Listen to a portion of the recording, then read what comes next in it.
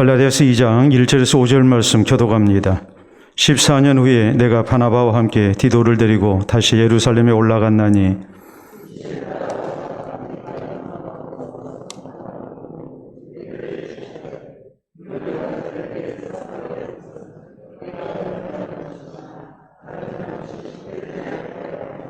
그러나 나와 함께 있는 헬라인 디도까지도 억지로 할례를 받게 하지 아니하였으니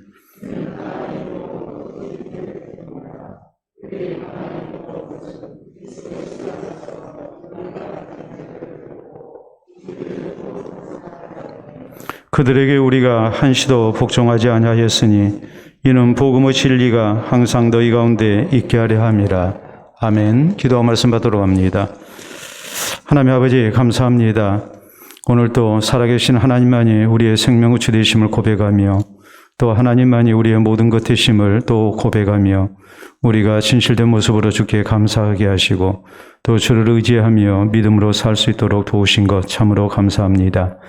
이 시간 병중에서 입원하여 치료받고 또 건강의 복을 얻는 중 하나님 앞에 귀한 예물로 영광 돌려드린 손길 기억해 주시옵소서. 우리 주님의 은총 속에 이제 회복을 하게 하시고 또 오늘날까지 에베네셀 되신 하나님의 은혜로 살아오게 하시고 또 주께서 붙드시는 귀한 은총 속에 하나님의 맡기신 사역을 잘 감당하셨다가 이제 노년의 때에 이렇게 주를 더욱 바라고 주를 의지토록 은혜 주신 것을 감사합니다. 하나님 앞에 드려진 모든 예물들을 통하여 그 모든 삶과 함께 더욱더 하나님 앞에 아름다운 모습으로 쓰임받게 하시고 이 모든 헌신이 조금 더 헛되지 아니하게 하시고 하나님 나라의 아름다운 상급으로 채워질 수 있도록 인도해 주시옵소서. 함께 머리 숙인 우리 성도들에게 하나님 같은 마음과 같은 헌신과 은혜를 허락해 주시옵소서. 이 시간도 하나님께서 허락하신 말씀을 우리가 받기를 원합니다. 성령님 함께하여 주셔서 우리의 마음이 새로워지게 하시사 이 세대를 본받는 대신에 하나님의 선하시고 기뻐하시고 온전하신 뜻이 무엇인지 분별하는 귀하고 복된 지혜가 우리에게 있게 해 주시옵소서. 예수님 이름으로 기도하옵나이다. 아멘. 오늘 갈라디아서 강의 5번째 시간입니다. 우리가 흔하게 듣는 말 가운데 친구 따라 강남 간다라는 말이 있습니다. 친구의 영향력 혹은 또 친구가 얼마나 좋은 건지 우리가 흔하게 쓰는 말로 친구 따라 강남 간다 이렇게 얘기를 하죠. 서양 격언의 친구와 관련된 말 가운데 이런 말이 있습니다. 풍요 속에서는 친구들이 나를 알고 역경 속에서는 내가 친구를 알게 된다라는 말입니다. 내가 잘 나가게 되면 주변의 친구들이 나를 알고 찾아오죠. 그러나 내가 역경을 만나게 되면 가까이 있던 친구도 멀어지게 되고 그리고 그것을 통해서 내가 진짜 친구가 누군지 이렇게 분별을 할 수 있게 된다는 말입니다. 그래서 또 이렇게 말합니다. 성공은 친구를 만들고 역경은 친구를 시험한다라고 말을 합니다. 항상 좋을 때나 구줄 때나 함께하는 친구가 우리가 세상을 사는데 얼마나 소중하고 또 필요한 존재인지 우리에게 가르치는 그런 말씀이고 특별히 우리가 친구를 사귀는 때에 이런 부분을 우리가 잘 살펴서 진짜 친구를 이렇게 사귀는 가운데 우리가 인생에 가는 길에 이렇게 동행자로 삼는 것 이런 지혜가 우리에게 필요함을 이렇게 가르치고 있습니다. 우리는 지난 시간에 사도 바울이 부활하신 예수님을 만나 회심하고 이방인의 사도로 세우심을 입은 후에 그가 아라비아와 다메섹에서 이렇게 3년 동안 근신했고 또 성경을 연구하고 또 기도하는 가운데 이제 사역을 준비한 일에 대해서 말씀을 살폈습니다. 이런 시간을 갖고 난 다음에 바울은 이제 예루살렘을 이렇게 3년 만에 방문하게 됩니다. 그래서 교회의 신실한 지도자였던 게바와 또 예수님의 동생 야고보 그리고 요한 이들을 이렇게 만나서 이제 친교를 나누게 되죠. 그리고 그는 수리아와 길리기아 지방에 이제 전도를 나갔습니다. 오늘 성경 말씀은 이 바울이 자신을 통해서 이제 박해자였던 사람이 예수 그리스도의 복음을 전하는 사도로서 이렇게 하나님 앞에 영광을 돌려드린 일뿐만이 아니라 또 한편으로 이 사역 속에서 이제 곤란한 일을 만나게 됐고 또 이것을 어떻게 풀어나갔는가 이것을 우리에게 이제 전하는 내용입니다. 자, 시간이 14년이 흘렀습니다. 14년 후에 바울은 바나바와 디도를 데리고 예루살렘을 다시 방문합니다. 거기에서 야고보, 게바 또 이렇게 요한 사도를 만나서 친교를 나누게 됩니다. 그러나 이 친교는 단순히 이렇게 교제하기 위해서 만나는 그런 친교가 아니었습니다. 예수 그리스도의 복음을 어떻게 하면 잘 전할 수 있을 것인가? 지금 복음 사역에 있어서 바울과 바나바가 사역을 하는데 큰 어려움을 만났습니다. 이런 어려운 문제를 이제 예루살렘에 있는 사도들을 통해서 도움을 받고 이 문제를 슬기롭게 신앙적으로 해결하기 위해서 이제 저희를 만난 겁니다. 다시 말하자면 믿음의 동역자로서 또 사역의 동역자로서 만났고 또 신앙의 동지로서 이렇게 만난 겁니다. 그래서 교회를 향한 무서운 시험들, 박해 이런 것들을 함께 이겨내고자 이렇게 저희는 서로 만나게 된 겁니다. 그래서 오늘 성경 말씀은 이 사도 바울이 14년 만에 예루살렘을 다시 방문하게 된 그 이유가 무엇인가, 목적이 뭐였는가, 그 동기와 목적에 대해서 밝히고 있는 그런 내용입니다. 자, 우리가 신앙생활을 하는데 항상 평탄한 길만 있고 항상 모든 것이 이렇게 좋은 일만 있는 것은 결코 아니죠. 개인적으로 어려운 일을 만날 수 있고 교회적으로도 어려운 일을 만날 수 있습니다. 또 기독교회가 어려운 일을 얼마든지 만날 수도 있습니다. 지금 현재 우리가 처해 있는 이 대한민국 교계의 형편을 보면 우리가 참 심각하다라고 말을 하지 아니할 수가 없습니다. 자, 이런 때 우리가 어떤 모습으로 믿음의 길을 같이 가야 할 것인가, 또 하나님의 교회를 지켜야 할 것인가, 그리고 우리가 복음 사역에 있어서 또 더 아름다운 모습으로 쓰임을 받아야 할 것인가, 그리스도 안에서 우리가 한 교회 가운데서 이렇게 만났을 때에 이 만남을 통해서 하나님이 우리를 통해 이루고자 하시는 그 거룩하신 뜻과 목적이 무엇인지, 우리가 어떻게 이것을 신앙 안에서 우리가 잘 감당하는 교회가 되어야 될 것인지, 여기에 대한 지혜를 우리가 오늘 성경 말씀을 통해서 깨달을 수 있어야 합니다. 자, 오늘 그래서 성경 말씀은 먼저 바울과 바나바, 디도가 이렇게 예루살렘을 방문하게 된 동기가 무엇인가라는 것을 말씀합니다. 자, 1절에 있는 말씀 봅니다. 14년 후에 내가 바나바와 함께 디도를 데리고 다시 예루살렘에 올라갔나니, 그러면서 2절에 계시를 따라 올라가 내가 이방 가운데서 전파하는 복음을 그들에게 제시하되 유력한 자들에게 사사로이 한 것은 내가 다름질하는 것이나 다름질한 것이 헛되지 않게 하려 함이라라고 말씀을 합니다. 계시를 따라 내가 올라갔다. 지금 사실 사도 바울이 이렇게 교회를 섬기고 있는 데 있어서 이제 심각한 문제를 당했어요. 바울과 바나바, 디도 이런 사람들이 지금 교회를 섬기고 예수 그리스도의 복음을 증거하고 그러는데 지금 어려운 문제를 만났어요. 그래서 이 문제를 가지고 상당히 고민을 합니다. 그런데 이때 하나님의 계시가 주어졌어요. 하나님의 계시가 어떤 방법으로 바울에게 주어졌는지 성경이 밝히고 있지 않기 때문에 우리가 그 자세한 방법은 알 수 없습니다. 아마도 바울이 하나님 앞에 기도할 때 하나님께서 환상 가운데 바울에게 말씀을 해주셨든지, 아니면 성령께서 깨우치시는 은혜가 있었든지, 혹은 지혜로서 이제 이 문제를 우리끼리 해결할 것이 아니라 예루살렘 교회로 가지고 가서 사도들을 만나가지고 이 문제를 어떻게 해야 하는지 우리가 저희의 의견을 들어보자. 우리는 이렇게 믿는데 이렇게 잘못된 사람들이 교회를 어지럽히니 아무리 얘기해도 통하지 않는 이런 문제, 이런 상황 속에서 우리가 예루살렘 교회를 찾아가서 사도들을 만나서 이 문제를 얘기하고 여기에서 어떤 의견 일치를 봐야 하지 않겠느냐, 이런 깨달음을 하나님이 주셨다고 우리가 봐야 돼요. 그래서 이제 사도 바울이 바나바와 디도를 데리고 이렇게 예루살렘 교회를 방문을 하게 된 겁니다. 우리가 이제 자세한 내용은 사도행전 15장에 나와 있죠. 사도행전 15장에 보면은 거기 이런 말씀이 나와요. 그게 뭐냐면 바울과 바나바, 디도가 교회를 이렇게 잘 섬기고 있는데 예루살렘에서 온 어떤 교사들이 있었어요. 이 사람들은 교회가 정식으로 파송한 사람들이 아니었어요. 근데 이 사람들이 바울과 바나바가 이렇게 섬기고 있는 교회에 와가지고 성도들을 미혹하는 겁니다. 뭐라고 미혹했냐면 이들은 유대인들이거든요. 그렇기 때문에 우리가 율법을 지켜야 한다, 할례 받아야 한다, 예수님을 구주로 믿어서 우리가 구원 얻는다고만 생각하면 안 된다. 우리가 할례를 받아서 우리가 하나님의 백성된 증거를 가져야 된다. 그러면서 이렇게 할례를 주장하게 된 거예요. 그러다 보니까 성도들이 상당히 이렇게 흔들리게 됐죠. 이 사람들은 이방인들이거든요. 유대인들이야 난 지 8일 만에 할례를 받지만 이방인들은 그게 아니잖아요. 자, 이런 상황에서 이 예루살렘에서 내려온 이 사람들이 이렇게 큰 소리로 주장을 하게 되니까 교회가 상당히 이제 문제가 생긴 거예요. 그래서 이제 사도 바울과 바나바가 저들과 언쟁을 벌립니다. 그게 어디 성경에 그렇게 주께서 말씀을 하셨느냐. 우리는 예수님만 구주로 믿으면 우리 모든 죄가 다 용서받고 구원을 받는 것이지 어디가 옛날식으로 유대인들식으로 할례를 받아야 구원 온다고 얘기하니 이게 말이 안 되는 얘기다. 근데 여러분 그렇잖아요. 시비를 거는 사람, 이런 사람들은 목소리 큰 사람이 이기잖아요.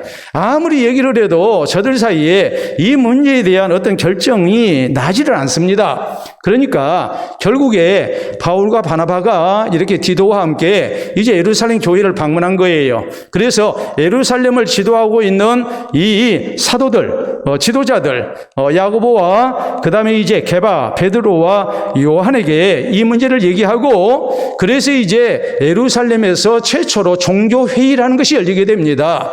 교회 지도자들이 다 모여서 이제 이 문제를 이제 논의를 한 거예요. 그래서 이방인들이 할례를 받아야 된다고 이렇게 주장하는 사람들, 이건 잘못된 것이다. 예수 그리스도의 그 십자가의 사역만 믿음으로 우리가 구원을 얻는 것이지 거기에다가 자꾸 복음이 아닌 것을 더해가지고 성도들의 신앙을, 이방인들의 신앙을 이렇게 어지럽혀서는 안 된다. 더구나 그 사람들은 교회가 정식으로 파송했던 사람도 아니다. 저희는 어떤 영적인 권위나 자격이 없는 사람이다. 이런 결정을 내려가지고 이제 그 모든 결정사항을 써서 편지로 이렇게 저희에게 주어서 돌려보냅니다. 그런데 여러분 그렇잖아요. 우리가 사도행전 15장에 보면 바울과 바나바가 우리가 예루살렘 교회에서 이렇게 서신을 받아왔다. 이렇게 하고서 그걸 가지고 이제 교회로 돌아가면 그 교회에 있는 성도들이 또 인정하기가 곤란하잖아요. 그래서 예루살렘에서 파송한 신라랄지 이런 사람들이 정식으로 파송을 받아서 예루살렘 교회의 편지를 가지고 와서 이제 이번 종교회의에서 이런 결정이 내렸습니다. 할례 받아야 구원 얻는 거 그거 다 거짓말입니다. 우리가 할례를 받아야 구원 얻는 게 아니라 예수님을 구주로 믿어서 구원을 얻습니다. 대신에 교회가 우리에게 요구했던 것은 우상 숭배해서는 안 된다고 했습니다. 또 음행도 피하라고 했습니다. 또 목매어 죽은 것 혹은 피를 먹는 것 이런 것은 먹지 말라고 했습니다. 이것만 지키면 예수님을 구주로 믿는 신앙으로 우리가 분명히 구원 얻은 성도로 부족함이 없다고 이렇게 우리에게 이제 교회에서 예루살렘 교회에서 총회를 열어서 그런 총회를 열어서 이제 이런 모든 일에 대한 결론을 내려줬습니다. 하고서 이제 그 편지를 가지고 돌아갑니다. 이것이 이제 사도행전 15장에 나와 있는 최초의 종교회의예요. 자, 어떤 문제가 생겼을 때 이런 문제에 대해서 어떤 방식으로 해결을 해야 할 것인가 이것을 이제 보여주는 아주 중요한 그런 이제 첫 번째 종교회의 이것이 바로 사도행전 15장에 나와 있는 어떻게 해서 이런 회의를 하게 됐는가 이 배경을 밝히고 있는 또 그 내용을 밝히고 있는 그런 부분이거든요. 지금 사도 바울은 그 사실을 언급을 하고 있는 거예요. 특별히 이런 문제에 대해서 사도 바울은 내가 사사로이 안 했다. 내가 사사로이 저희에게 그렇게 한 것이 아니다. 내가 혼자서 주관적으로 행동한 것이 결코 아니다. 바나바나 디도의 의견을 취합해서 우리가 예루살렘으로 가자고 했던 것도 아니다. 하나님께서 계시를 통해서 내게 가르쳐 주셨기 때문에 내가 하나님의 뜻을 따라서 이 문제를 우리가 싸워서 해결하려고 한 것도 아니고 또 우리끼리 해결하려고 한 것도 아니고 이렇게 예루살렘 교회에 찾아가서 교회의 지도자들과 이 문제를 논의를 했고 그래서 상황에서 가장 합리적이고 신앙적인 그런 결정을 내릴 수 있었다라는 것을 말씀을 하고 있는 겁니다. 자, 여러분, 여기서 우리가 이 생각을 해야 해요. 우리는 급하면 돌아가야 한다라는 것을 알면서도 실상 돌아가기가 쉽지가 않아요. 돌아가면 손해라는 생각이 나니까 안 돌아가죠. 우리는 급하면 자꾸 지름길로 가려고 그래요. 어떤 문제가 생기면 우리는 사사로운 내 생각을 가지고 문제를 해결하려 하고 또 나와 뜻을 같이 한 사람을 취합해 가지고 그래서 이제 힘으로 이기려고 하는 그런 경향이 굉장히 많습니다. 근데 사도 바울은 이런 문제에 대해서 어떻게 해결을 했는가? 그는 계시를 따라서 예루살렘에 올라갔다라고 말을 합니다. 다시 말하자면 철저하게 하나님의 뜻을 먼저 살핀 거예요. 하나님의 뜻을 먼저 살핀 가운데 하나님께서 이 문제를 어떻게 하라고 하시는가? 이 경우에는 어떻게 하라고 하시는가? 이것을 분명하게 밝히면서 바울은 이 문제를 접근했고 또 해결을 해나갔어요. 그렇기 때문에 사도 바울이 쓰고 있는 서신서에 보면은 자꾸 그런 말씀이 나오죠. 자, 내가 이런 계획을 가지고 있다. 그러나 주의 뜻이라면 이것이 이렇게 이루어질 것이고 주님이 이것을 허락하지 아니하시면 아마 안 될 것이다. 이런 식으로 바울은 주의 뜻이라면 주께서 허락하신다면 이렇게 온전히 하나님의 뜻을 먼저 앞세우고 있어요. 그 이유가 뭐겠습니까? 우리 모든 생사화복은 하나님이 주장하시기 때문에 그러는 거예요. 우리 성도가 어떤 문제를 만났을 때에 가장 먼저 우리가 생각해야 할 것은 하나님의 뜻이거든요. 하나님의 주권이에요. 하나님의 은혜예요. 이게 우리에게 있어서 가장 중요한 문제에 접근하는 방식이 되어야 되고 또 해결하는 방식이 되어야 돼요. 여러분, 우리가 성경에 보면 그런 대목이 나옵니다. 믿음의 조상 아브라함이 이렇게 하나님의 명령에 복종해서 주의 약속을 믿고 고향을 떠났습니다. 그런데 가나안 땅에 들어갔더니 흉년이 들어가지고 우리가 창세기 12장에 보면 아브라함이 하나님 앞에 한 번도 물어보지 않고 애굽으로 그냥 이주했어요. 애굽 가면 먹을 것이 있거든요. 그래서 거기서 아내를 빼앗길 뻔했고 아주 곤욕스러운 그런 상황을 만나게 됩니다. 하나님의 부르심 속에 하나님의 말씀에 절대적으로 그 약속을 믿고 고향을 떠났던 사람이 막상 어려운 일을 만나니까 하나님을 안 찾아요. 그리고 세상 사람들이 하는 방식으로 문제를 해결하려고 해요. 내가 생각할 때 좋겠다는 방식으로 문제를 해결하려고 해요. 그래서 그 문제가 더 꼬여버려요. 반면에 그 아들 이삭, 사도행전 창세기 26장에 보면은 이제 블레셋 사람들 사는 땅으로 갔죠. 그리 갔을 때 흉년이 들었습니다. 그래서 상시 사람들이 애굽으로 양식을 구하러 가는 걸 보고 이삭의 마음속에도 슬그머니 그런 생각이 들 수밖에 없는 상황이 되고 말았어요. 이때 하나님께서 말씀하십니다. 이삭아, 너 애굽으로 가지 마라. 너 그냥 여기서 살아라. 그러면 내가 너한테 복을 주겠다. 내가 너에게 복을 주는 이유는 네 아버지 아브라함이 내 말을 믿고 순종했기 때문이다. 그래서 내가 아들 된 너에게 복을 준다. 이삭은 그 약속을 믿고 애굽으로 가지 않습니다. 그리고 블레셋 사람들 사는 땅에서 저는 거기에 그냥 거처를 정합니다. 농사 지었습니다. 하나님이 복 주심으로 그의 100배나 얻었습니다. 굉장히 소떼 양떼가 번성했고 노비도 힘이 많아졌습니다. 그래서 마침내 거부가 됐다고 성경이 이렇게 말씀합니다. 하나님의 말씀을 믿고 순종하는 것과 하나님께 여쭈지 않냐고 자기 마음대로 결정한 것이 얼마나 큰 차이가 있는가를 말씀하고 있는 거예요. 자, 다윗이 왕이 올랐습니다. 다윗이 이스라엘의 왕이 올랐는데 이 소식을 듣고 블레셋 사람들이 쳐들어옵니다. 자, 사울왕이 죽고 새로운 왕이 일어섰습니다. 그러면 블레셋과 이스라엘 사이에는 굉장히 전쟁이 많잖아요. 더구나 사울왕은 그 세 아들과 함께 길보아산에서 블레셋과의 전투에서 전사하고 말았습니다. 자, 국가 지도자가 죽었습니다. 블레셋에 의해서 죽었습니다. 전쟁에 대패했습니다. 그러면 국가적 위기지 않습니까? 근데 다윗이 왕이 올랐습니다. 그러니까 블레셋 사람들이 어떤 생각을 하겠습니까? 다윗을 중심으로 해서 이스라엘이 다시 일어서기 전에 우리가 다시 초토화시켜버리자. 그리고 대군을 이끌고 쳐들어옵니다. 여러분, 이런 상황 속에서 다윗은 바로 군대를 이끌고 나가지 않았습니다. 하나님께 여쭤봅니다. 하나님 어떻게 할까요? 하나님의 명령은 너무나도 뜻밖이었어요. 그 하나님의 명령은 뭐였냐면 정면으로 돌파라는 거예요. 맞서 싸우라는 거예요. 내가 도와줄 테니까 맞서 싸우라는 거예요. 저건 사기 충천에 있고 이쪽은 굉장히 위축되어 있는 상황입니다. 근데 하나님의 말씀은 맞서 싸우라는 거예요. 여러분, 이런 하나님의 명령에 순종하기가 쉽겠습니까? 근데 다윗은 순종합니다. 그리고 이 전쟁에서 승리를 거뒀습니다. 두 번째, 다시 블레셋이 쳐들어왔습니다. 이제는 하나님 앞에 물어보지 않아도 충분히 군대가 사기 충천해가지고 나가서 싸울 만한 힘이 있습니다. 그런데 하나님께 여쭤봤더니 하나님은 뭐라고 말씀하시냐면 매복작전을 펴라는 거예요. 매복작전을 펴서 기습 공격을 하라는 거예요. 어찌 보면 좀 쫄보 같죠? 그렇지 않습니까? 자존심 상하는 일을 같이 그렇게 여기지 않습니까? 그러나 다윗은 하나님 말씀에 절대적으로 복종합니다. 매복작전을 펴고 기습 공격을 합니다. 그래서 이번에도 크게 승리를 거둡니다. 왜 그랬을까요?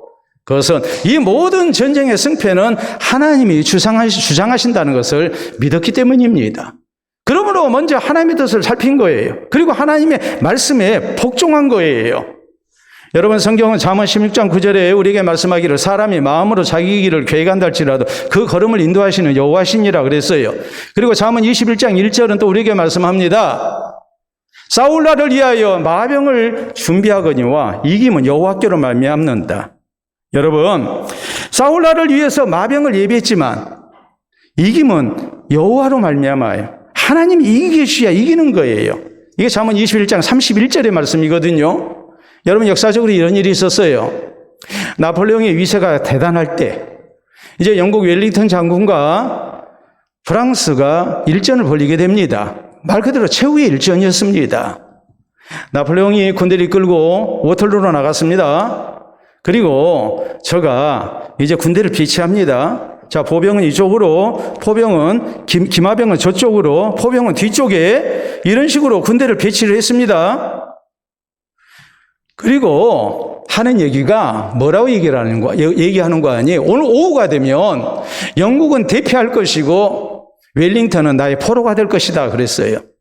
그러니까 그 말을 듣고 신실한 신앙인이었던 레이 장군이 나폴레옹에 이렇게 얘기합니다. 황제시여, 나를 위해서 마병을 준비하지만 이김은 여호와께로 말미암는다고 했습니다. 하나님 찾고 하나님 의지하지 않겠습니까?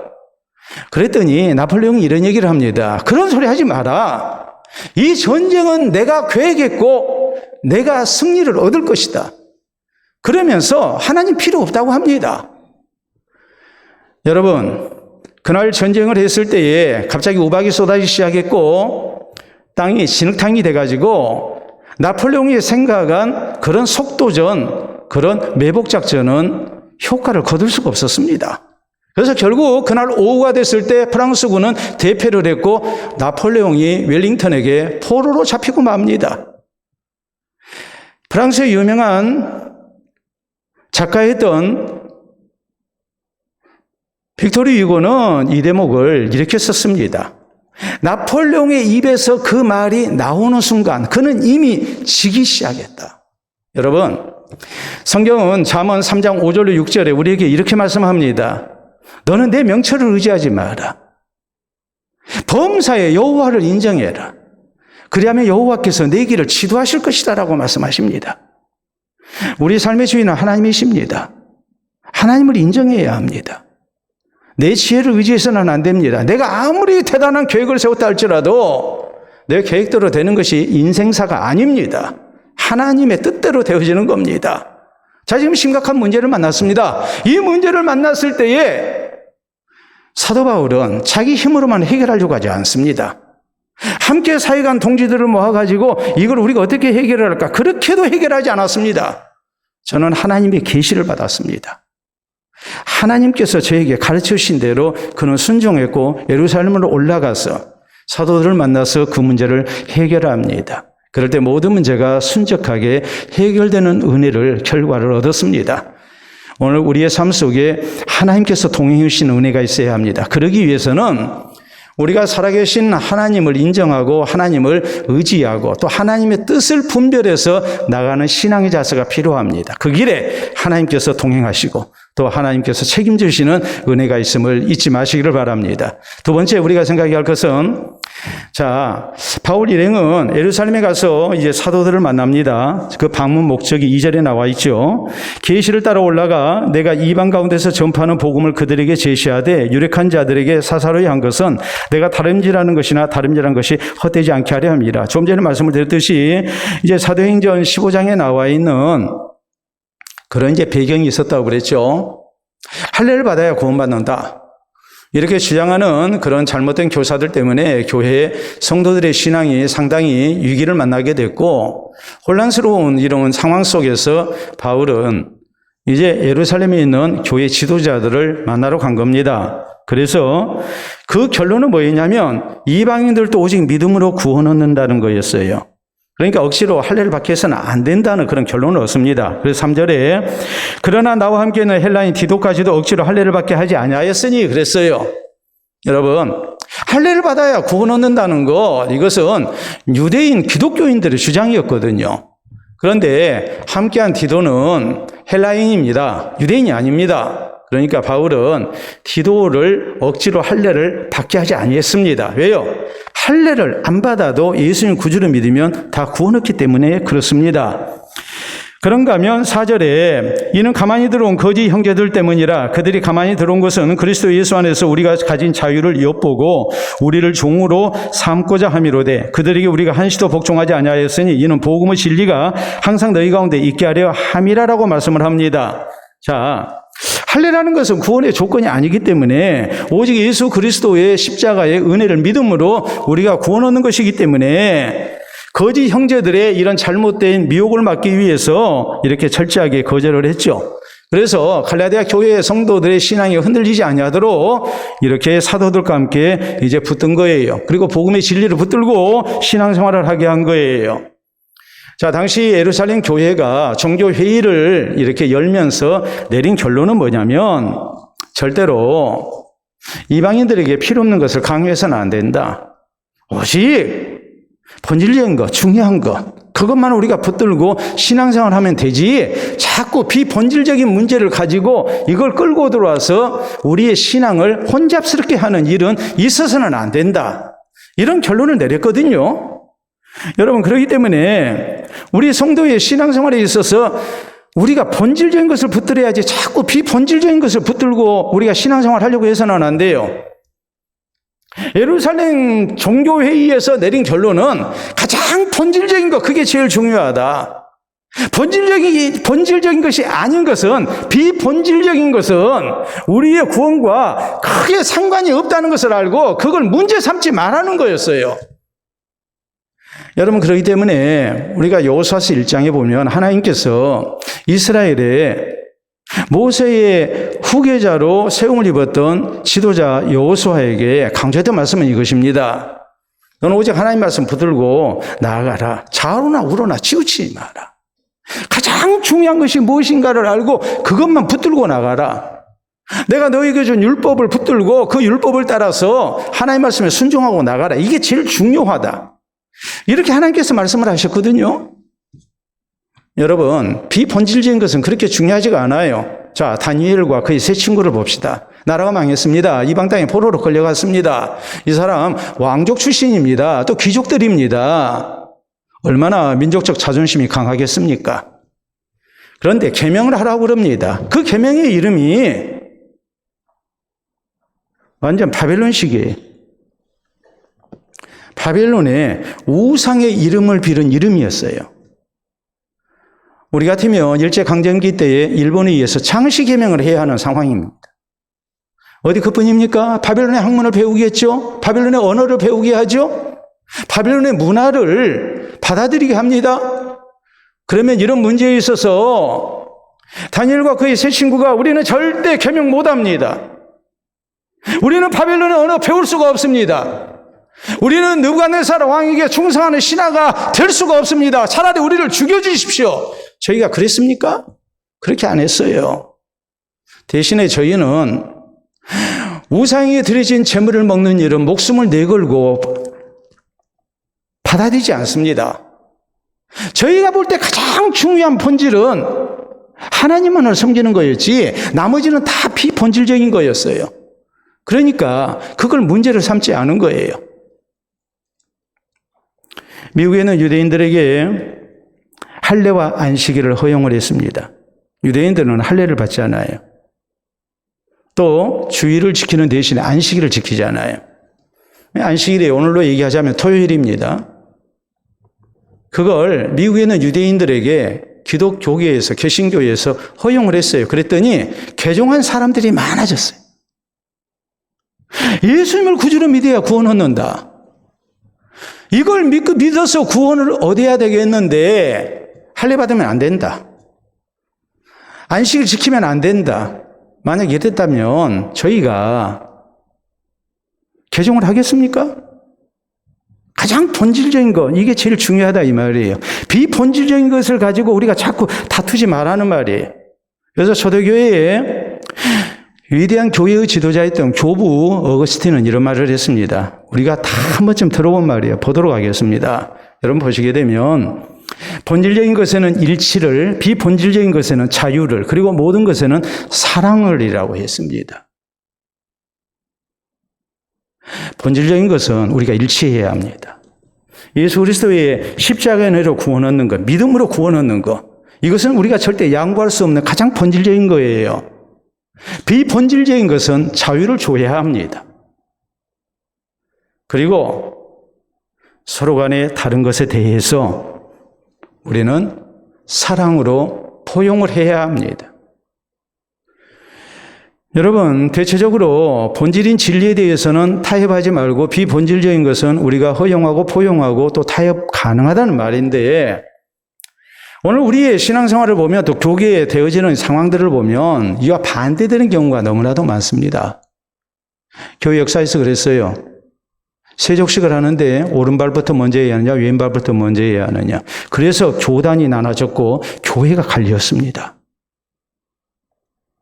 가운을 입는데 흰 가운, 검정 가운만 입어야 하느냐, 뭐 다른 것도 입을 수 있지 않느냐, 이래가지고 또 다퉜습니다. 심한 경우는 단추를 몇 개 달아야 하느냐, 이래가지고 또 다퉜습니다. 이건 다 비본질적인 거예요. 이건 그렇게 중요한 문제가 아니에요. 목사가 예배를 인도함에 있어서 가운을 입을 수도 있고 안 입어도 됩니다. 그건 비본질적인 거예요. 가장 중요한 것은 놓치지 말아야 해요. 나머지는 우리가 너무 거기에 목숨 걸어서는 안 돼요. 사소한 일에 목숨을 건다는 말처럼 우리가 잘못된 이런 집착, 주장이 있어서는 안 됩니다. 여러분, 교회 다툼을 생각해 보세요. 교회 다툼의 거의 대부분은 비본질적인 겁니다. 내가 충분히 이해하고 양보해도 아무 이상이 없어요. 근데 그걸 양보를 못하는 거예요. 그래서 싸워요. 그래서 교회가 이렇게 어지러워요. 세상에 우리가 덕을 세우지 못하는 거예요. 오늘 사도들과 더불어서 바울과 바나바, 디도 이런 사람들이 의견 일치를 받던 것, 그것은 가장 본질적인 것을 우리가 지켜나가자. 그러나 비본질적인 것에 대해서는 문화적인 상황을 봐서 우리가 그것을 허용할 수 있는 한 허용을 하자. 그래서 신앙생활을 하는데 걸림돌이 없도록 만들자. 이것이 최초의 예루살렘 종교회의의 결정사항이었습니다. 오늘 우리에게도 역시 가장 본질적인 것 중요하게 여기고 비본질적인 것에 대해서는 우리가 서로 이해하고 포용하고 또 사랑으로 돕는 자세가 필요합니다. 그래서 교회의 하나됨을 지키고 또 하나님 나라 사역에 우리가 함께 신앙의 동지로 나아가는 그런 아름다운 은혜가 있기를 바랍니다. 세 번째, 오늘 성경 말씀 보면 바울은 이렇게 예루살렘으로 올라갈 때에 바나바와 디도를 동행시켰습니다. 그 세 사람이 같이 올라갑니다. 1절에 그러죠. 14년 후에 내가 바나바와 함께 디도를 데리고 다시 예루살렘에 올라갔다라고 말씀을 하지 않습니까? 바나바는 사도 바울에게 있어서 은인 같은 사람이고 또 신실한 동역자죠. 사울의 회심을 아무도 믿지 아니할 때에 사도들에게 사울의 회심은 진짜라고, 저가 부활하신 예수님을 만났다고 이렇게 변호했던 사람, 그리고 사도들에게 인사시켰던 사람이 바로 바나바고, 사도 바울이 목회지를 구하지 못해서 이렇게 고향 다소에 응거하고 있을 때에 안디옥 교회의 책임자로 파송받았던 바나바가 사울을 데려다가 같이 안디옥 교회를 섬겼습니다. 성도들에게 하나님의 말씀을 가르치게 했고, 그래서 결국 1년 후에 이제 사람들이 성도들을 놓고 그리스도인이라는 영광스러운 이름을 붙여줍니다. 바나바라는 사람은 사도 바울에게 은인 같은 사람이고 또 신앙의 굉장한 동역자였어요. 디도는 우리가 성경을 보면 믿음의 아들이면서 동역자였습니다. 이 사람들은 이방인 사역의 증인들이었습니다. 그러므로 동행을 시킨 거죠.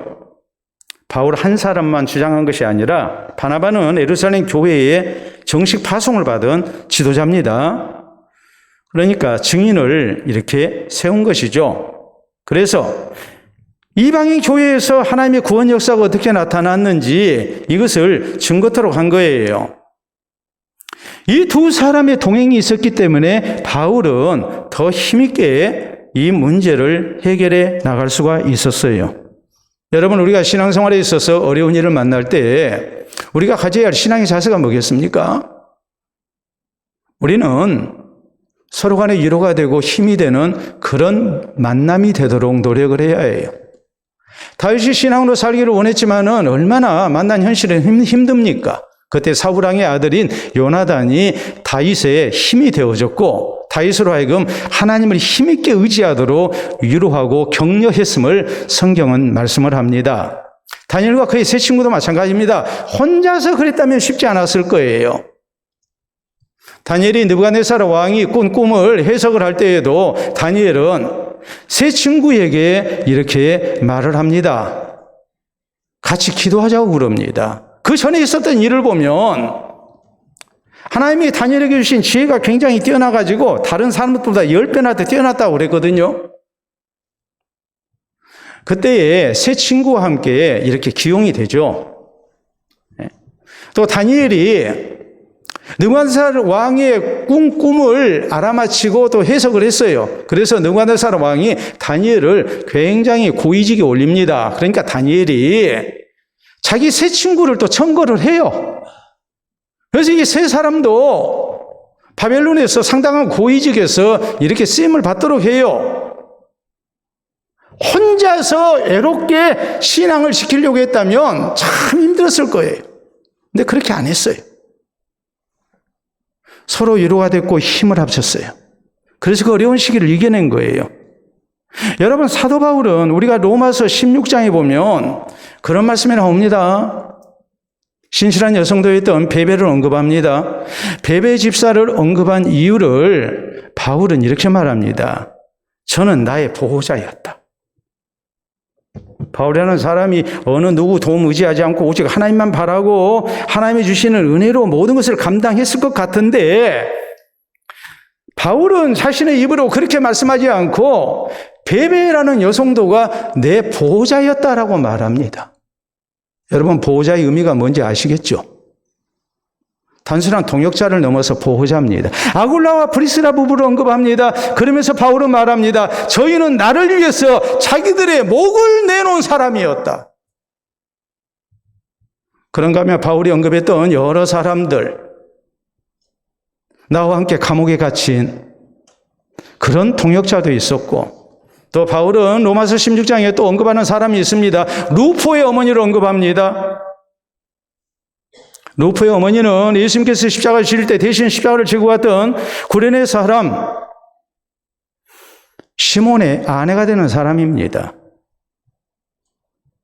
그런데 바울은 루포의 어머니는 나의 어머니다라고 말합니다. 루포의 어머니가 바울을 낳았다는 말이 아니에요. 믿음 안에서 낳은 아들이라는 말이에요. 바울을 위해서 기도로 후원했던 사람, 바울의 처지를 누구보다도 이해하고 위로하고 힘이 되어줬던 사람, 어머니 같은 사람이었다는 말이에요. 어머니가 자식을 아끼고 자식의 절대적인 후원자가 됐듯이 구레네 사람 시몬의 아내 이 루포의 어머니가 바울에게는 그런 사람이었습니다. 바울처럼 강인하고 바울처럼 하나님과 직접적으로 통하는 은혜를 입었던 사람, 하나님의 계시가 임했던 사람, 그런 사람도 혼자 사역한 게 아니에요. 놀랍게도 세상적으로 볼 때는 힘없는 여성도 같은 사람들이 바울을 도왔습니다. 어떤 때는 아울라 브리스라 부부 같은 사람이 자신들의 목을 내놓으면서 바울을 도왔습니다. 그러니까 바울이라는 사람이 그런 위대한 사역을 할 수 있었던 거예요. 어려운 시대를 우리가 어떻게 이겨나가야 되겠습니까? 여러분, 어려운 일을 만나게 되면 진짜 친구가 분간이 되죠. 그래서 옛말에 이렇게 얘기합니다. 보도록 합니다. 여러분, 친구 가운데에 주식 형제가 있습니다. 술 주자에 먹을 식자예요. 술 먹고 밥 먹고 서로 호영호제하는 관계를 얘기합니다. 저건 술 먹고 밥 먹을 때만 호영호제예요. 그때만 형제예요. 저건 진짜 아니에요. 진짜 친구는 누굴까요? 다음 보도록 하겠습니다. 금난지붕이라 그랬어요. 아주 급할 때, 위급할 때, 아주 곤란한 일을 만났을 때, 고난을 만났을 때 덧붕자입니다. 그때 친구가 진짜다 이 말이에요. 여러분, 신앙 안에서 우리가 함께 만났습니다. 우리가 함께 만났는데 우리가 진정으로 신앙 안에서 함께 만나고 함께 교회를 이루는 하나된 성도의 모습이, 진짜 형제자매된 모습이, 동역자된 모습이 뭐겠습니까? 좋을 때는 좋은데 어려우면 외면하고 모른 채 하고 그거겠습니까? 나 기도 제목 없습니다. 그러나 내 주변에 어려움 당한 성도 있다면 내가 기도해 줘야 하지 않겠습니까? 내가 도울 수 있다면 도와야 하지 않겠습니까? 아니, 내가 할 수 있는 최선을 다해서 도와야 하지 않겠습니까? 우리가 함께 하나님의 교회를 섬겨야 하지 않겠습니까? 그것이 진짜 그리스도 안에서 함께 된 성도들의 모습이고 교회의 모습이고 형제 자매의 모습이라는 사실이에요. 이게 오늘 우리에게 있어야 해요. 그래야 우리는 어려운 일도 하나님의 은혜 가운데 슬기롭게 극복해 나갈 수가 있고, 교회가 시험되는 모든 일을 이겨내고 이 시대에 하나님 앞에 귀하게 쓰임받는 교회로 우뚝 서갈 수 있음을 잊지 말아야 합니다. 이게 우리에게 있어야 해요. 인생을 살아갈 때 혼자 사는 것보다 친구가 같이 있다는 것은 참 좋습니다. 나이 들어가면 더더욱 친구가 필요하다고 그러죠. 혼자 사는 것보다 친구가 있으면 치매도 예방이 되고 건강도 유지하고 좋다고 하지 않습니까? 그래서 이런 말도 하지 않습니까? 빨리 가려면 혼자 가고 멀리 가려면 함께 가라. 우리의 신앙생활 속에서 우리가 함께 가는 거 굉장히 중요합니다. 하나님은 우리에게 함께 가라고 함께 교회 가운데 불러주셨어요. 근데 옛말에 우리가 세상을 사는데 혼자 사는 것보다 친구가 있어야 되는데 친구는 새 친구가 있어야 한다 그랬어요. 이 새 친구가 있으면 정말 인생을 바로 살 수가 있다 그랬어요. 먼저는 공부 친구예요. 공부 친구. 서로 성장할 수 있는 친구가 돼야 돼요. 두 번째는 자극 친구예요. 서로 자극이 되는 경우. 잘못했을 때 옆에서 찔러줄 수 있는 사람. 그런 친구가 있어야 된다. 세 번째는 감성 친구예요. 나의 아픔을 이해하고 나눌 수 있는 사람. 위로해 줄 수 있는 사람. 이 공부 친구와 자극 친구와 감성 친구가 있게 될 때에 우리가 인생을 바로 살아갈 수 있고 힘있게 살아갈 수가 있다고 가르쳤습니다. 여러분, 사도 바울이 주의 사역을 감당할 때에 바울에게 공부 친구가 있었습니다. 그 공부 친구들이 누굽니까? 바울에게 하나님의 뜻을 가르쳐주시는 하나님의 동행하심이 있었습니다. 하나님의 뜻을 구하고 하나님의 뜻 가운데 나아가고자 할 때에 하나님께서 바울에게 친구가 되어주신 거예요. 하나님이 동행해 주신 거예요. 바울에게 또 자극 친구가 있었어요. 그 친구들은 다른 사람들이 아니에요. 사도들이었어요. 잘못된 문제에 대해서 무엇이 하나님의 뜻이고 우리가 어떻게 나가야 할 것인가 서로 간에 자극을 주는 관계였습니다. 바울에게는 또 감성 친구가 있었습니다. 바나바 같은 사람, 디도 같은 사람, 이런 사람들이 바울과 생사고락을 같이 하면서 믿음의 길을 갖고 또 이방인 전도를 위한, 선교를 위한 동역자로서 함께 헌신됐습니다. 오늘 우리에게도 이런 아름다운 신앙의 동지들이 필요하고 또 친구들이 있어야 합니다. 살아계신 하나님께서 우리와 동행할 수 있도록 해야 합니다. 모든 문제에 있어서 특히 급할 때에 우리는 하나님의 뜻이 어디에 있는가? 그것을 찾아서 우리가 하나님의 은혜를 구해야 합니다. 또 우리는 잘못된 문제에 대해서 서로 간에 이런 것을 바로잡기 위해서 신앙 안에서 본질적인 것을 붙들고 비본질적인 것은 이렇게 과감하게 우리가 제외하면서 신앙 안에서 하나된 모습으로 나아가기를 힘쓰는 교회가 되어야 됩니다. 더 나아가서 우리 시대에 함께 주의 교회에 섬기게 하셨으니 서로에게 위로가 되고 힘이 되는 동역자 되도록 해야 합니다. 이것 때문에 하나님께서 우리 함께 만나게 하셨습니다. 이 아름다운 동행 속에 주께서 우리를 통해서 이 시대에 이루고자 하시는 하나님 나라의 귀한 사역을 우리가 지혜롭게 또 충분히 잘 감당하고 나아가는 은혜가 우리 모두에게 있기를 바랍니다. 우리 함께 기도합니다.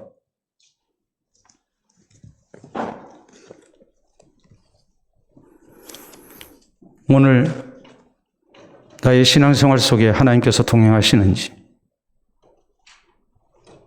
또 예수 그리스도의 십자가의 은혜만을 붙들고 하나님의 말씀을 따라서 나아가는데 힘이 되는, 자극이 되는 그런 친구가 있는지, 또 함께 우리가 위로가 되고 힘이 되는 가운데 아름다운 화목을 이루고 나아가는 우리의 신앙생활의 모습인지 우리 자신을 다시 한번 돌아봅니다.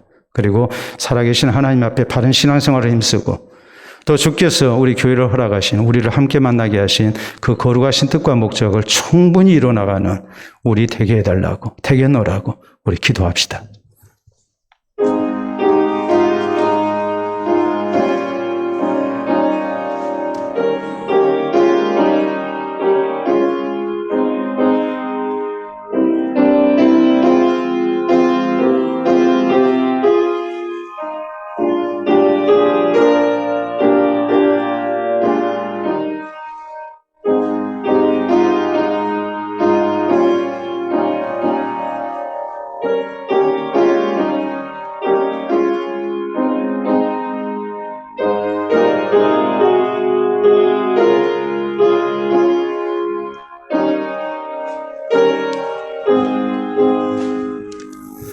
참으로 좋으신 우리 아버지의 은혜를 진심으로 감사합니다. 신이 교회 머리가 되시고 우리를 주의 지체로 불러주셔서 이렇게 함께 교회를 이루며 또 이 시대 하나님께서 허락하신 교회에서 또 우리에게 주신 아름다운 섬김의 기회 속에 우리가 주님의 나라 사역을 위해 헌신될 수 있도록 도우시니 참으로 감사합니다. 개인적으로 바른 신앙생활을 힘쓰며 또 교회적으로 하나님께서 기뻐하시는 건강한 교회가 되기를 원합니다. 또 우리를 통해서 이루고자 하시는 하나님의 뜻을 온전히 이루어드리는 교회가 되기를 원합니다. 항상 하나님의 뜻을 분별하여 우리 하나님의 뜻을 따라 나아가는 교회 되게 하시고 또 살아계신 하나님 앞에 우리가 함께 만난 것 감사하며 우리가 바른 길로만 나아갈 수 있도록 우리를 붙들어 주시옵소서. 서로 위로가 되게 하시고 힘이 되게 하시고 신앙생활에 또 하나님 나라 사역에 아름다운 동역자가 되게 하여 주셔서 그 어떤 경우에도 흔들림이 없이 우리가 함께 하나님 나라 사역을 위해 헌신되게 하시고 또 주의 나라를 향해 힘차게 나아갈 수 있도록 역사해 주시옵소서. 이 땅 사는 날 동안 우리가 주 안에서 함께 만난 것이 하나님 앞에 항상 감사의 조건이 되게 하시고 우리가 함께 교회를 섬긴 것이 하나님 앞에 큰 복임을 고백할 수 있도록 우리 교회가 하나님 앞에 바른 모습으로 서갈 수 있도록 역사하여 주시옵소서. 우리를 통해서 이 놀라운 일을 하나님이 이루실 줄을 믿습니다. 감사하며 예수님 이름으로 기도하옵나이다. 아멘.